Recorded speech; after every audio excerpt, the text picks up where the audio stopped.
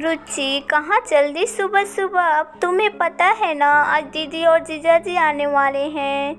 रमन ने अपनी पत्नी को बैग में कपड़े रखते हुए देखा तो पूछ बैठा। हाँ, मुझे पता है तुम्हारे बहन बहनोई आ रहे हैं, लेकिन मैं कोई इस घर की नौकरानी नहीं हूँ जो आए दिन सबकी हाजिरी बजाती रहूँ।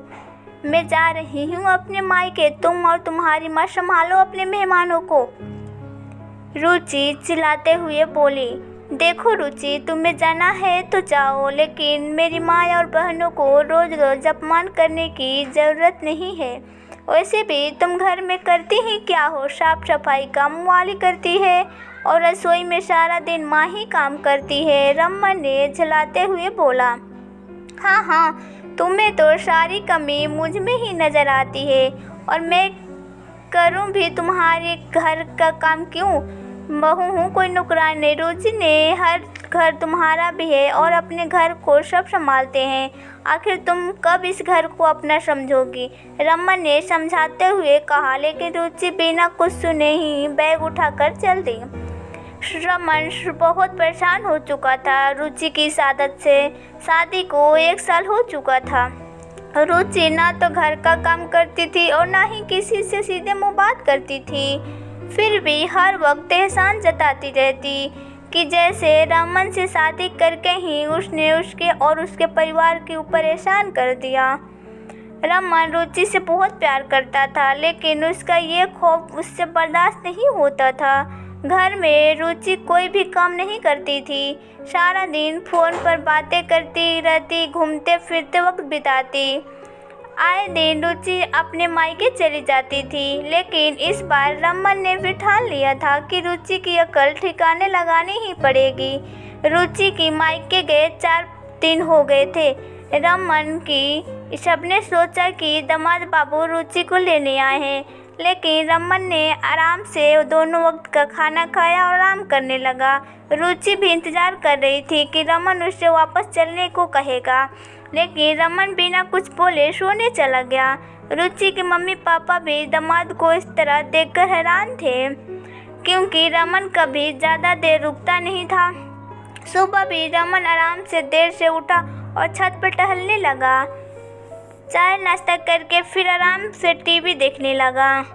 दूसरे दिन भी जब रमन ने वापस जाने की बात नहीं कही तो रमन की सास से रहा नहीं गया और वो बोल पड़ी। दामाद बाबू, आपका काम पर नहीं जाना है क्या?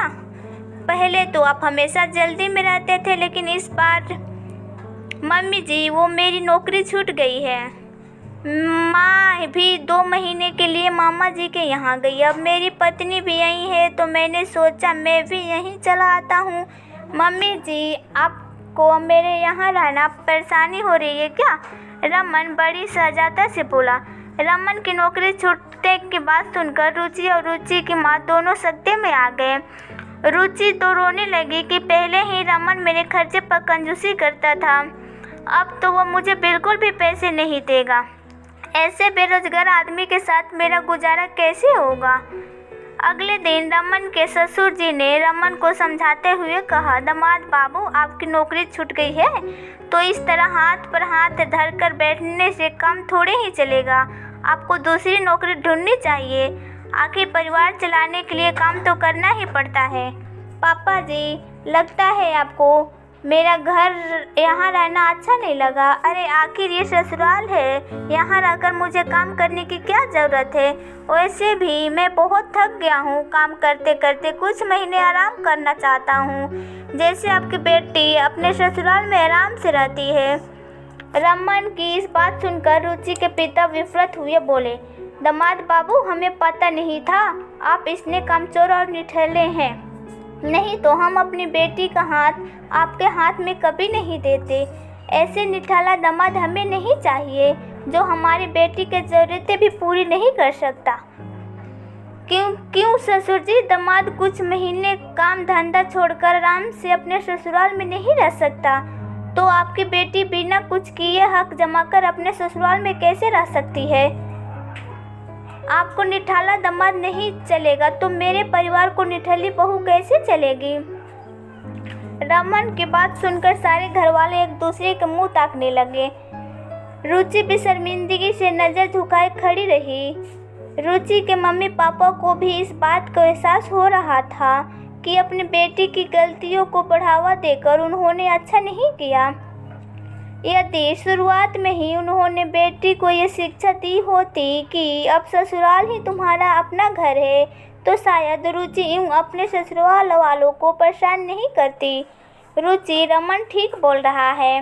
घर के सभी सदस्यों को मिलकर परिवार की जिम्मेदारी उठानी पड़ती है।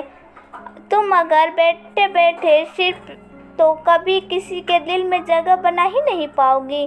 घर तो औरतें ही संभालती। यदि तुम्हारी तरह रमन भी अपनी जिम्मेदारी से मुंह मोड़ लेगा तो तुम क्या करोगी? बैठकर तो एक बेटी भी नहीं खाती। तुम तो उस घर की बहू हो। अभी रमन के साथ वापस अपने ससुराल जाओ और अपना फर्ज निभाओ, रुचि के पापा बोले। आखिर उन्होंने रमन और उसके परिवार से माफ़ी मांगी और रुचि को समझा बुझाकर उसके ससुराल वापस भेज दिया। रुचि की समझ में आ गया था कि बेटा हो या बहू, गृहस्थी की गाड़ी चलाने के लिए अपनी अपनी जिम्मेदारी उठानी ज़रूरी है, नहीं तो उसे कहीं भी इज्जत नहीं मिलेगी। दोस्तों, इस वीडियो को